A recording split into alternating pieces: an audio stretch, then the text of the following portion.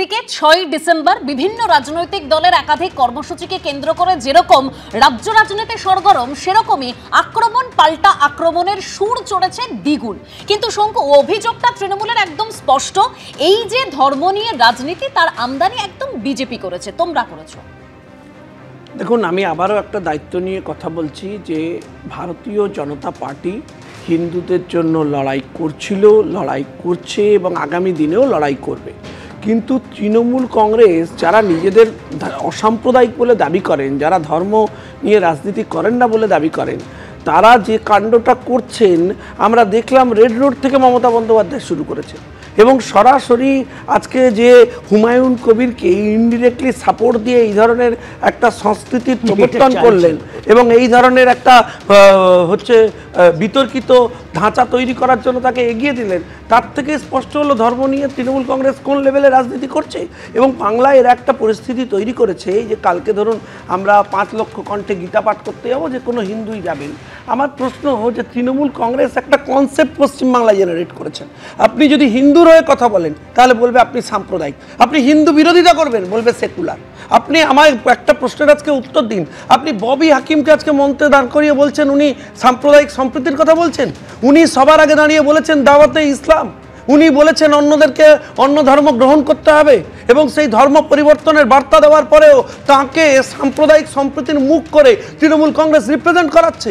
তিনি হুমায়ুন কবিরকে সাসপেন্ড করছেন। আরে ভাই, আপনি রাজ্যের মুখ্যমন্ত্রী, আপনি পারতেন তো আজকে আটকে দিতে। আপনি তো এই প্রসেসটাকে আরও এগিয়ে নিয়ে গেলেন, আপনি এই ধরনের অ্যাপ্রোচকে প্রমোট করলেন।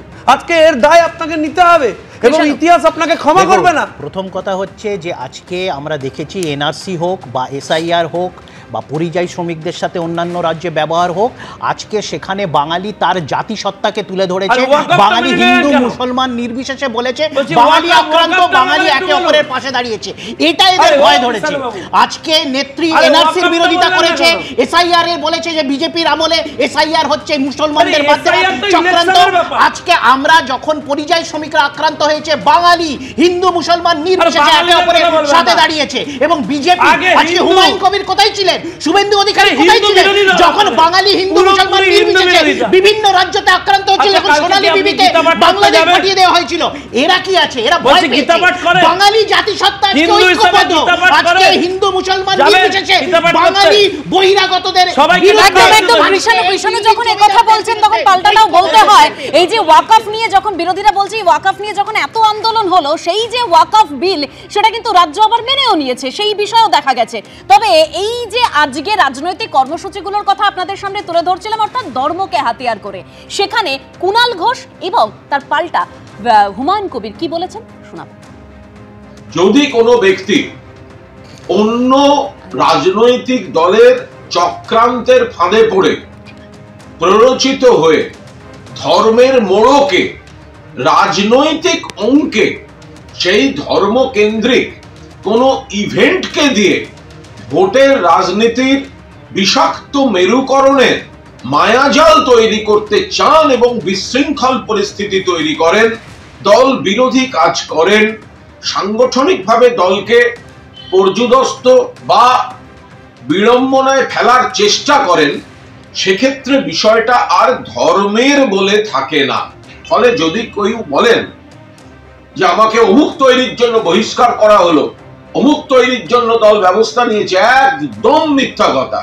মন্দির, মসজিদ, গির্জা বা যেগুলি আরাধ্য স্থান বা যেগুলি পবিত্র স্থান, সেগুলির জন্য তৃণমূল কংগ্রেস ব্যবস্থা নেয়নি, ব্যবস্থা নেবে না। 22 তারিখে দল ওপেন করে ইঞ্চিতে ইঞ্চিতে জবাব মমতা ব্যানার্জি পাবে। তার দলের যারা ছোট বড় মেজো সেজো অনেক বড় বড় নেতা হয়ে বসে আছে, যে মমতা ব্যানার্জিকে সব থেকে দুর্নীতিগ্রস্ত আখ্যা দিয়েছিল, সেই কুণাল ঘোষ এখন খুব গলাবাজি করছে। এদের জবাব আম জনতা দেবে, পশ্চিমবাংলার মুসলিম ভাইরা দেবে। আজকে যে মুসলিম ভাইদের আমি আশা করেছিলাম যে 2 লাখ হবে, 4 লাখ লোক রাস্তায় খাড়া ছিল, সেই সব লোকরা আগামী দিনে দুর্নীতি কে করেছে, কিসের জন্য 25,752 জনের চাকরি চলে গিয়েছে, কিসের জন্য মহাসচিব 3 বছর জেল খাটলো, কিসের জন্য মানিক ভট্টাচার্য 2 বছর জেল খেটেছে, এখনও একজন এমএলএ জীবন কৃষ্ণ সাহা জেলে ঘানি টানছে, এখনও কত আধিকারিক মমতা ব্যানার্জির এডুকেশন দপ্তরের কতজন, সুবীরেশ ভট্টাচার্য থেকে সিনহা থেকে শুরু করে কতজন জেল খেটেছে। চোরের মায়ের বড় গলা, চোরের মায়ের বড় গলা কুণাল ঘোষকেও বোঝাবো, মমতা ব্যানার্জিকেও বোঝাবো। দেখুন, প্রত্যেক রাজনৈতিক নেতাদেরই একটাই কথা থাকে, আমজনতা এর জবাব দেবে। আমি এখান থেকে প্রদীপবাবুর কাছে যাব। প্রদীপবাবু, সেই আমজনতার যে ইস্যু, যে সমস্যা, বেকারত্ব থেকে শুরু করে তাদের এই যে দুর্নীতির জন্য একাধিক আমরা দেখলাম চাকরি চলে যাওয়া, নাগরিক পরিষেবা, আইন শৃঙ্খলা, তাদের মনের মধ্যে যে এখনো অনেক ভয় রয়েছে, সেগুলো দূর করার বদলে কোথাও গিয়ে তাদের এই সমস্যাগুলো কি এই ধর্মের গোলকধাঁধার মধ্যে হারিয়ে যাচ্ছে? মানে 26-এর ভোটের আগে এই সাধারণ মানুষের যে ইস্যুগুলো, কোথাও গিয়ে সেগুলো কি একেবারে নজর ঘুরিয়ে দেওয়ার চেষ্টা হচ্ছে? দেখুন, সাধারণ মানুষের ইস্যুগুলোর সমাধান তো দরকার। এখন সমাধানটা কিভাবে দেবে সেই ব্যাপারে কিন্তু না রাজ্য সরকারের যে শাসক দল না বিরোধী দল, তাদের কাছে পরিষ্কার কি কোনো নির্দিষ্ট পথ আছে যে এই পথে গেলে আমরা এই সমাধানটা পাবো? যেখানে চাকরি প্রার্থী যারা বারে বারে চাকরি হারাচ্ছে বা চাকরির জন্য প্রত্যাশিত হয়ে বসে আছে, বা স্বাস্থ্যক্ষেত্রে বা আইন শৃঙ্খলার যে অসুবিধাগুলো আছে, সেই অসুবিধাগুলো সমাধান পথটা কোথায়? যেহেতু সমাধান পথ নেই, সেই জন্য হচ্ছে গিয়ে ধর্মের যে রাজনীতি সেটা করছে। এখন ধর্মের রাজনীতি করলে কোনো অসুবিধা নেই, যে যা সবাই ধর্মের রাজনীতি করছে, কোনো রাজনৈতিক দল তো বাদ নেই। ফলে এখন রাজনৈতিক দলগুলোর কাছে মানুষ কি চায়? আগে ধর্ম ছিল মানুষের, রাজনীতি ছিল রাজনীতিবিদদের। এখন রাজনীতিবিদদের কাছেই ধর্মটা প্রধান, আর মানুষ তার ভোট দেবে সব কিছু ভেবে চিনতে।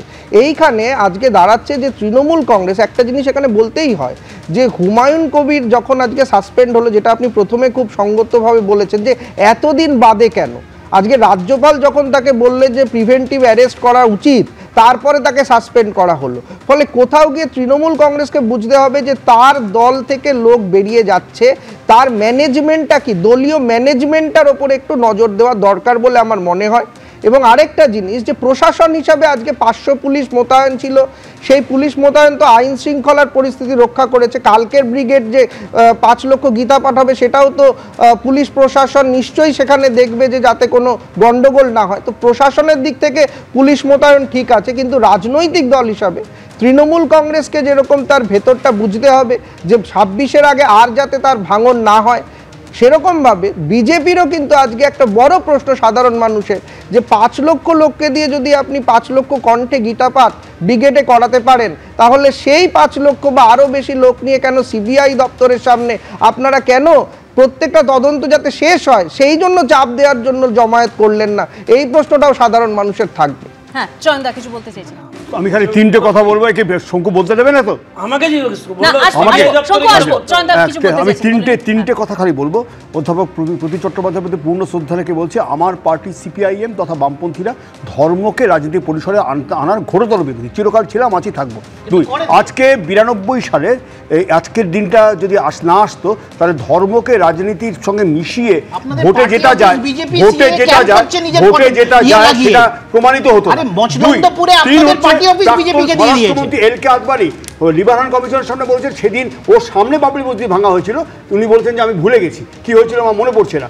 4, যেটা ভয়ঙ্কর ঘটনা, সেটা হচ্ছে যে ওই সময়ে যখন আমরা সতর্ক করছিলাম, প্রশাসনে থাকা অবস্থা, জ্যোতি বসু বারবার বলছিলেন যে ভয়ঙ্কর ঘটনা ঘটতে চলেছে, বাবরি মসজিদ ফৈজাবাদ জেলায় ভাঙা হতে পারে, এরকম একটা পরিকল্পনা শুরু হয়েছে করসেবকদের নিয়ে। সে সময় মমতা বন্দ্যোপাধ্যায় বলছিলেন কোনো সিপিএমের অপপ্রচার।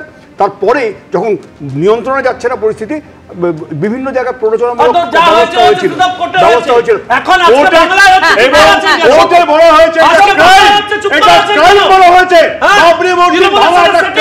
কোর্ট বলেছিল সেই জন্য ক্ষমা চেয়েছেন আপনারা, কোনদিন ক্ষমা চাননি। এলকে আদবানি বলেছিলেন দিন ছিল, আপনারা চুপ করুন। কোন জায়গায় উঠেছে, টাকার দাম পড়ে গেছে। এবিপি আনন্দ, এগিয়ে থাকে, এগিয়ে রাখে।